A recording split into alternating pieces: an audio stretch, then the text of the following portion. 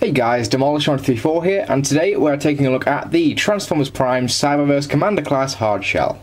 Now, Hardshell was among the very few Insecticons that were actually given speaking roles in the show. I think there was only one other Insecticon in the show that spoke, and don't hold me to that either. But he was a cool character. He was voiced by David Kaye, and basically Hardshell showed up to terrorize Bulkhead and Wheeljack, and that was basically it. He only appeared in a few episodes. I won't spoil it, although the episode's been out for a year now, so what are you doing if you haven't even seen it yet? Yeah, onto the figure. Great figure, actually. One of my favourite Cyberverse figures that's actually been released. It's very unique. I mean, you can see here, he's got his insect mode. He's got this long horn thing here, and he's got a really creepy looking mouth thing that does actually open up, which, yeah, that's kind of creepy. You can kind of see some red eyes in there. Not sure. I'm not entirely sure how well my camera's making them out, but yeah, he does have red eyes in there. Great paint apps all around for a Cyberverse figure. He's got some nice yellow. The plastic is obviously it's just molded plastic. It's unpainted, but it does have some grey, some dark green, and some of that weird white grey plastic that Hasbro likes to use.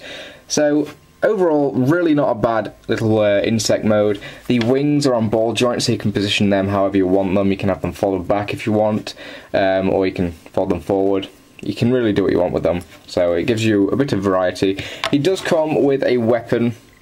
It's just one of these little push-to-fire weapons that it seems to be quite common in the Cyberverse line. It doesn't even fire that well, but it does look cool, and you can mount it on his back, so he's got a little turret that can just sit there. And yeah, he is all armed up. Now, in terms of size, Hardshell is actually one of the larger Cyberverse figures, partly because of his wingspan and also this horn here. But you can see this is compared to a Trail Cutter. You can see the differences. I mean, a lot longer because of the horn, and obviously a lot wider due to the legs and the wings. Now, in the Beast mode, the articulation is minimal. He can't really move these legs up here. He can only move them sort of all in one go, like this. Which, you know, kind of sucks, but it's a Cyberverse figure, so we can forgive that. He's also got ball joints up here, can bend just up here as well, and here, so you can position these back legs however you want them. Like, say if he's flying, you can sort of fold them up if you want. It's really up to you. Hardshell's transformation stands out among the Cyberverse figures as being one of the more unique. It's actually very fun. First thing I'm going to do is we're going to come back here, we're going to split this section here, and just fold down these legs here, like that, fold out his feet, do the same on the other side, just like that. Then we can take these back legs that were in the insect mode, just fold them up and rotate them around, and that'll become his arm, like that. Then we're going to come around here, take this entire section here, this front section, rotate it around, like that. And I really do like that about this Cyberverse figure. You don't see that very often. Next thing we're going to do is we're going to pull this section out, and there you can see his chest forming. Just bring the arms down, and there's the head. I'm going to come up here, these yellow pieces will fold forward, and will sit on top of his arms. I've probably done this in the wrong order, but yeah, it doesn't matter. Then just take this horn section here, fold this down, and with the wings are kind of a pain in the arse. They basically just kind of stick out. There's not a lot you can do with them really, but there is Hardshell in his robot mode. The robot mode really is where this figure shines. Now, for a Cyberverse figure, it's actually incredibly accurate, which is something I didn't really expect going in and buying this. Very cool looking figure, absolutely amazing. I love the paint apps. He's got a lot more yellow in robot mode. He's got some silver on the head sculpt, and the head sculpt's actually quite cool. It's been moulded fairly nicely as well. He's got the nice red visor. You can kind of see his teeth in there. I don't know how well my camera's focusing on it. But yeah, very cool. Nice Decepticon symbol on the chest there, and he's got some kind of holes there.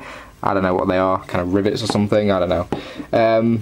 But yeah, very cool little robot mode. You can take the gun and just put it in his hand there, and he can hold his gun. Now for a quick comparison again, here he is next to his Wavemate Trail Cutter. Now you can see that Hardshell loses quite a bit of his brawn in his robot mode compared to Trail Cutter, but it's not too bad actually. I mean, the size is as you would expect. He's about the same size as Trail Cutter, although at the head he is a little bit scrawny.